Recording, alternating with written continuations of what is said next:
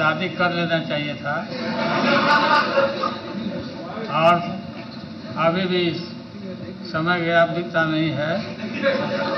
शादी करिए और हम लोग बराती चलें। राहुल गांधी जी को भी हम काफ़ी मजबूती के साथ विश्वास हम लोग दिलाते हैं कि हम सब एकजुट हो करके सभी लोगों को एकोमोडेट करके आगे सीट शेयरिंग अब शुरू होगा। Seat sharing. लोकसभा चुनाव से पहले बिहार के पूर्व मुख्यमंत्री और आरजेडी चीफ लालू प्रसाद यादव के मुख पर इन दिनों कांग्रेस सांसद राहुल गांधी का नाम खूब देखने को मिल रहा है। विपक्षी गठबंधन की बैठकों में उन्हें जब भी मौका मिल रहा है वो इनडायरेक्टली ही सही राहुल गांधी का नाम आगे बढ़ाने में लगे हुए हैं। शुक्रवार को जब मुंबई में विपक्षी गठबंधन के नेताओं की संयुक्त प्रेस वार्ता हुई तो उसमें भी वो राहुल गांधी का नाम लेने से चूके नहीं। उन्होंने राहुल गांधी को मजबूत करने की बात कह सबको फिर से चौंका दिया। तो आप सभी पत्रकार भाइयों को मैं प्रणाम करता हूं, सलाम करता हूं, आदाब करता हूं। हम सब एक हैं और एक होकर के हम लोग इस लड़ाई को लड़ रहे हैं और राहुल गांधी जी को भी हम काफ़ी मजबूती के साथ विश्वास हम लोग दिलाते हैं कि हम सब एकजुट हो करके सभी लोगों को एकोमोडेट करके आगे सीट शेयरिंग अब शुरू होगा। सीट शेयरिंग और सीट शेयरिंग में हम लोग सब लोग सफल होंगे। कोई दिक्कत कठिनाई नहीं होगी, कहीं कोई हर्डल नहीं होगा। अपना कुछ नुकसान करके भी हम लोग इंडिया को, ये संघ है, हम लोग जिताएंगे और मोदी को हटाएंगे और देश को बचाएंगे।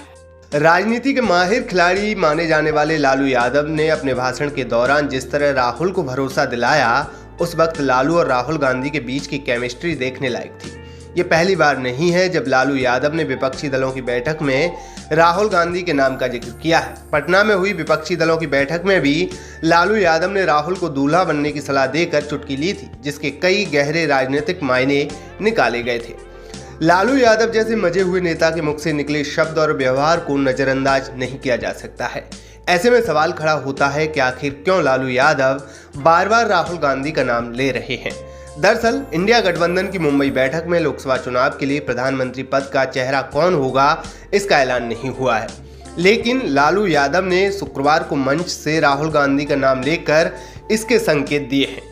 लालू यादव चाहते हैं कि राहुल गांधी ही विपक्षी गठबंधन इंडिया के दूल्हा बने। वो कई मौकों पर इसके संकेत दे चुके हैं, लेकिन सवाल खड़ा होता है कि राहुल गांधी ही क्यों? इंडिया गठबंधन का कोई दूसरा नेता भी तो हो सकता है। दरअसल वैसे तो इंडिया गठबंधन में प्रधानमंत्री पद की दावेदारी की रेस में नीतीश कुमार, ममता बनर्जी, अरविंद केजरीवाल सहित कई नाम शामिल हैं। नीतीश कुमार को वक्त वक्त पर विपक्ष का प्रधानमंत्री पद का दावेदार बताया जाता रहा है। 2019 लोकसभा चुनाव से पहले भी उन्हें विपक्ष के पीएम पद के दावेदार बनाने की मांग उठी थी, लेकिन चुनाव से पहले ही वो बीजेपी के साथ चले गए थे।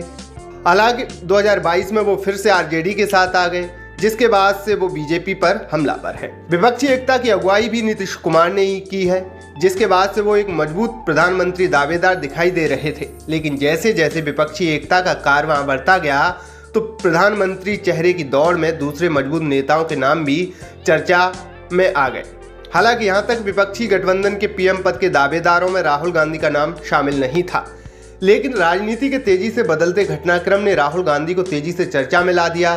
सुप्रीम कोर्ट के आदेश के बाद सांसदी बहाल होने के बाद विपक्ष के ज्यादातर नेता राहुल गांधी के पीछे खड़े दिखाई दिए। इससे राहुल गांधी का कद विपक्ष में इतना बढ़ गया कि वो बिना कहे ही पीएम पद के दावेदारों में सबसे आगे खड़े दिखाई देने लगे।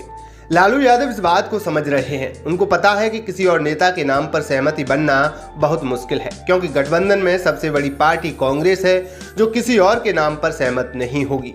कांग्रेस राहुल गांधी को प्रधानमंत्री चेहरा बताती रही है और प्रधानमंत्री मोदी के बराबर खड़ा करने की कोशिश करती रही है। तो दूसरी तरफ लालू नहीं चाहेंगे कि नीतीश कुमार प्रधानमंत्री के दावेदार बने, क्योंकि वो लालू यादव के साथ के नेता हैं। ऐसे में हर लिहाज से राहुल गांधी एक सही दावेदार दिखाई दे रहे हैं। हालांकि राहुल के नाम पर कितनी सहमति बनेगी ये कहना अभी थोड़ा मुश्किल है।